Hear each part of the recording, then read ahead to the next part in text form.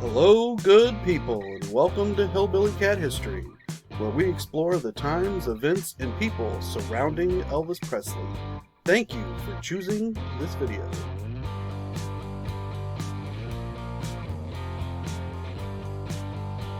Graceberry. Elvis Presley dreams himself into Mayberry. Imagine Elvis Presley, not in a jumpsuit on stage, but in black and white, walking the quiet streets of Mayberry. What if, in the middle of his tangled fame, he found peace in a place that only existed on TV? This is the dream he never spoke, but one we can finally enter. Join us as we rewind the tape and press play on a lost episode of The King's Imagination. Elvis called out directions as Red and Sonny wrestled the cabinet-sized wooden box into the master bedroom. Over here. Watch the wall. Steady now. Don't drop it. Almost in. Okay, you're past the hard part.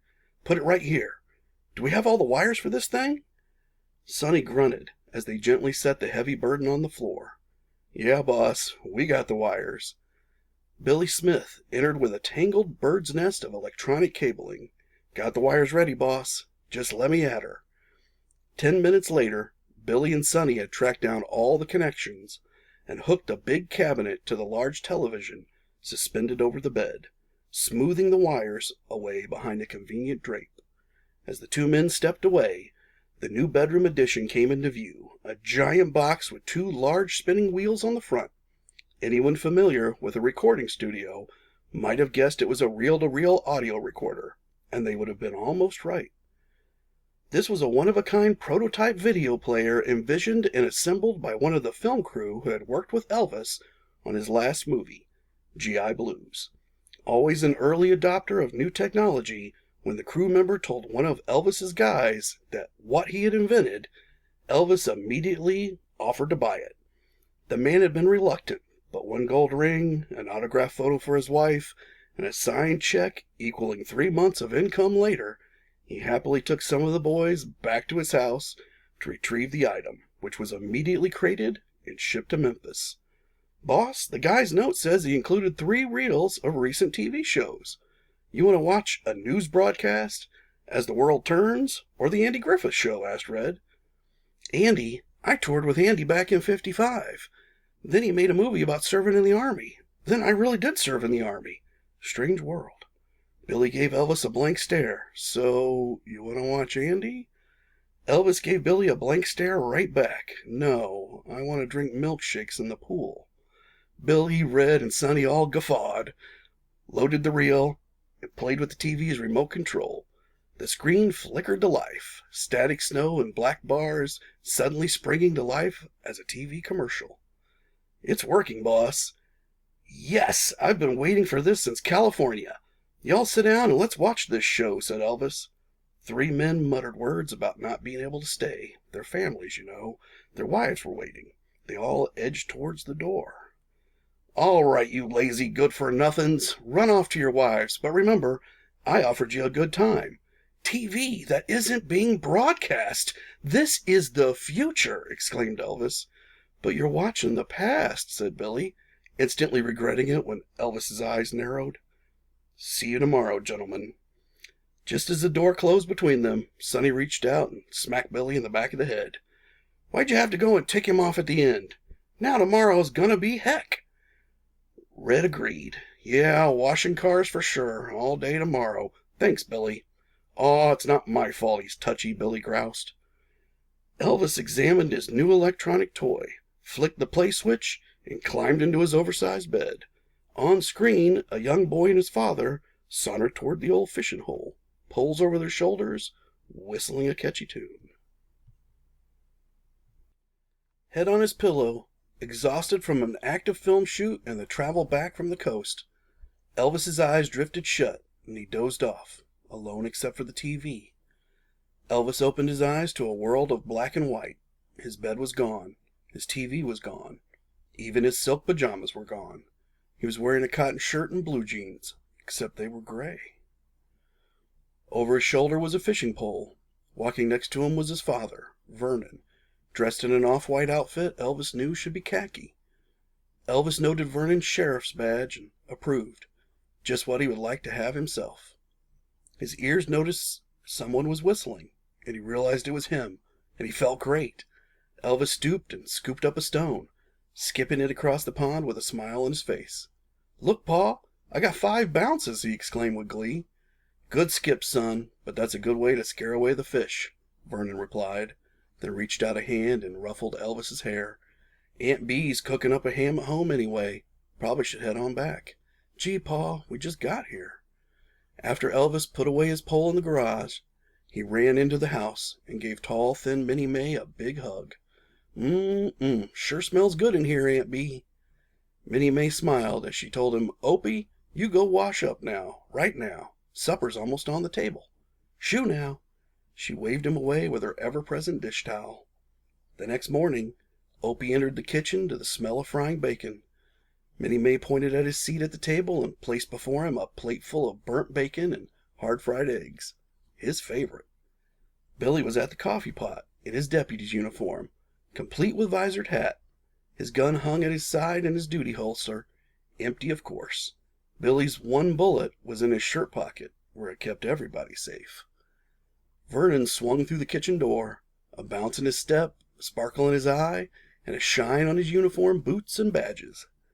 "Barney, don't dwaddle over that there cup of coffee. We got some sheriffing to do," he instructed his deputy. Elvis followed them outside and watched the squad car pull away, off to enforce the law. Hands in his jean pockets, Elvis moseyed on down the road, past the empty lot, into the woods. He felt something poking him in the back and reached around, discovering his trusty slingshot in his pocket. Bored, he stooped and scooped up some stones, dropping all but one in his pocket. Readying his weapon, Elvis searched for a target. A loud chirping caught his attention. Up in the trees, not far away, not too high off the ground, was a mama bird and her nest. With a sudden burst of speed, Elvis whipped the slingshot up and took aim, loosed his stone. The mother bird and the nest plummeted to the ground. Elvis looked at what he had done, horrified. Why did he do it? He didn't even know. It had been so fast. He'd just been bored. He hadn't meant to hurt anyone. The 2 baby birds in the nest were calling for their mother. As Elvis turned to run from the results of his deed, a loud crashing through the brush announced the arrival of the cousins, Red and Sonny West. Usually together at their official post, the pumps of the town's only gas station, Red and Sonny sometimes romped through the surrounding countryside like the 2 biggest kids in the county. "What you doing, Ope?" asked Red. "Oh, nothing, Gomer, just, you know." Sonny got a sly look on his face, the one he thought made him look like Spencer Tracy. "You look like you're up to more than nothing. Why you got that slingshot? Goober, mind your own beeswax." The chirping of the 2 baby birds drowned out any further advice Elvis had for Sonny. The cousins looked at the nest on the ground and the slingshot in his hand, and they knew. "Killed the mother, didn't you? That's bad. Bad, bad, bad," chanted Sonny. Red joined in. "Yep, bad, very bad, so bad, it's bad. That's what I always say." Elvis started to run away, but the cousins called him back. "You can't leave him here, Ope. You got to take him home," they both advised. "I can't. My pa will be mad." "But your pa will know what to do. Otherwise they'll die. Their mama is gone, like ours." The cousins looked at each other with sorrow in their eyes, both remembering their lost loved ones. Elvis choked up, walked over to the nest, picked it up. As he walked up the sidewalk to the front porch, Minnie May stood up from the rose bushes. She was weeding and called out, "Opie Taylor, what dirty, nasty thing from the woods are you getting ready to carry into my nice, clean house while I ask you?" A tear began to roll down Elvis's cheek as he tried to form the words to tell her what he'd done. Minnie May's face changed from stern to concerned in an instant. "Oh, honey, what is it, child? What's happened?" she asked, bringing her hand up to cover her mouth. The squad car pulled up in front of the house. Vernon and Billy joined Minnie May and Elvis on the front porch. Vernon looked at Elvis and asked, "Opie, do you have something to tell us? Gomer and Goober just stopped by the courthouse." Elvis held out the nest and the 2 tiny birds. "I shot their mama. I knew better, but I did it anyway." Vernon looked irritated and disappointed all at once. I told you about pointing that slingshot at living creatures. I warned you what could happen, and you still did it. You, of all people, you know what it feels like to lose your mama." Elvis hung his head. "I know." "They're your responsibility now, Opie. You took their mama away, so now you have to be their mama. No shirking. They depend on you," lectured Vernon. Billy looked at both uncomfortably, obviously agreeing with Vernon, but heartbreaking for Opie. He said, "Okay, Ange, I think he knows what he has to do now. I'll help him." "No, Barney, no. Opie has to do this himself. Got himself into it. Has to get these babies out of it. Himself. End of discussion," Vernon said, turning and entering the house with a firm step. Decision made.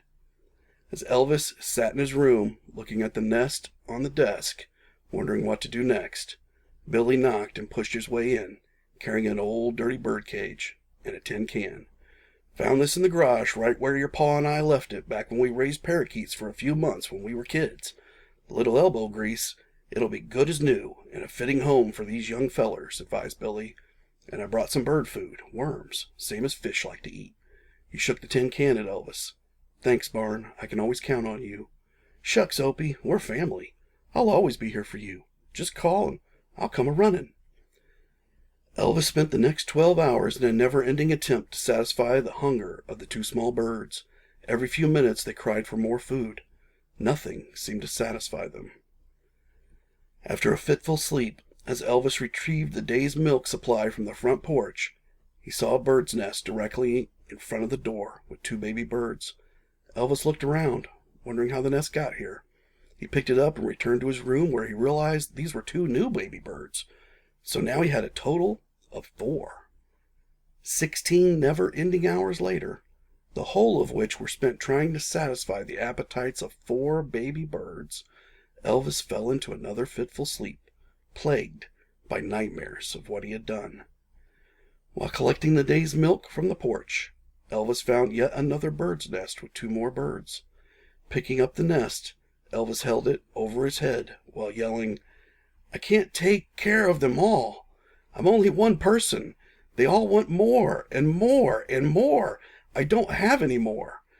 Elvis wept there on the front porch, but no one was around to see. He took the new nest back to his bedroom, uniting the new baby birds with the 4 veterans. Hours and hours later, as Elvis fell into a fitful sleep, he was awoken by terrible sounds and flashing lights. He opened his eyes to see the reel tape, crinkled, cracked, and broken, spilling from the prototype machine, ruined. The television screen flashed with static snow and garbled audio. For the first time since he had returned from military service, Elvis used the remote to switch off his television. Falling into a deep, natural sleep, Elvis was reunited with his beloved mother in his dreams for a short time, which he would not remember when he awoke. But for a moment, he was happy, all alone, asleep. This has been a work of historical fiction. Elvis didn't own a prototype VCR in 1960, but he did own one in 1969, and that true story is even wilder than this fictional account. If you would like to hear the story of Elvis's 1969 VCR, please tell us in the comments below. Elvis really did know Andy Griffith personally. They toured, performed, and appeared on television together. In fact, Elvis opened for Andy. If you would like to hear that story, please let us know in the comments below. Subscribe today. Thank you for joining Hillbilly Cat History as we explored this piece of the Elvis Presley puzzle. Stop on by anytime so we can chat again.